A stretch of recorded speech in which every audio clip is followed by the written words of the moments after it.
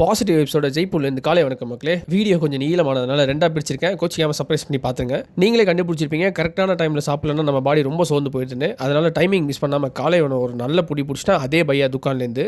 இனி நம்ம ஜெய்ப்பூர் சுற்றுலா பொறுத்த வரைக்கும் நீங்கள் அங்கேயும் இங்கேயும் சுற்றணும்னு தேவையே இல்லை. எல்லா ஸ்பாட்ஸும் அடுத்துன்னு ஒரே ரோட்லேயே இருக்குது. ஆக்சுவலி ஸ்பாட்ஸ்லாம் தாண்டி இந்த ஜெய்ப்பூர், ஜெய்சல்மர், ஜோத்பூர், உதய்பூர் எல்லாமே ஒரே மாதிரி தான். சும்மா ஸ்ட்ரீட்ஸில் நடக்கவே ரொம்ப அழகாக இருக்கும். எக்ஸப்ட் நம்ம ரோஸ் மில்க் நம்பரோட ஆர்ட் ஒர்க் தவிர நம்ம ரேபிடோ நம்பரை கட்டி பிடிச்சிட்டு நம்ம ஜெய்ப்பூரில் ஃபஸ்ட்டு போன பிளேஸ் ஹவா மஹால். ராஜஸ்தான்லேயே நான் போய் பார்க்கணுன்னு ரொம்ப ஆசைப்பட்ட ஒரு பிளேஸ் இது. நம்ம ரேபிடோ நம்பருக்கு எக்ஸ்ட்ரா கொஞ்சம் டிப்ஸ் கொடுத்த உடனே பையா தெளிவாக சொல்லிட்டாரு, உள்ளே போய் டைம் வேஸ்ட் பண்ணாதீங்க, மெயின் நியூ பின்னாடி பக்கம் இருக்குன்னு அழிச்சிட்டு போய் அங்கேயே விட்டுட்டாரு. அதுக்கு வடக்கு நண்பருக்கு ஒரு கோடான கொடி நன்றி. நீங்கள் ஜெய்ப்பூர், ஜெய்சல்மர், உதய்பூர்லாம் எக்ஸ்ப்ளோர் பண்ண போறீங்க அப்படின்னா மினிமம் இங்கே உள்ள பிளேஸோட சார்ஜஸ் எல்லாமே 200, 400, 1200லேருந்து 4000 ரூபா வரைக்கும் பெர் பர்சனுக்காகவும் அம்புட்டு காஸ்ட்லி. நமக்கு வடக்கு பையா சொன்ன மாதிரி மெயின் வியூ வந்து பார்த்தா எக்ஸ்பெக்டேஷன் தாண்டி அம்புட்டு அழகு. இதில் நம்ம லக்கு என்னன்னா இப்போ தான் ரெனோவேட் பண்ணி பெயிண்ட் பண்ணியிருக்காங்க. ஸோ அந்த ஃப்ரெஷ் லுக்கோட ஒரு நல்ல சாய் குடிச்சிட்டு நின்று ரசிச்சுட்டு அடுத்தபடியாக உலா போன பிளேஸ் ஜந்தர் மந்தர். 18th செஞ்சுரியில் மகாராஜா சவாய் ஜெய்சிங் ரெடி பண்ண இன்ஸ்ட்ருமெண்ட்ஸ் தான் எல்லாமே. அதாவது நம்ம ஊர் பழைய நாசா எப்படி ஸ்டார்ஸ்லாம் கால்குலேட் பண்ணுறது, சன் அண்ட் ஷேடோஸ்லாம் வச்சு எப்படி டைம் கால்குலேட் பண்ணுறது, மற்ற பிளானட்ஸ்லாம் எப்படி ட்ராக் பண்ணுறது,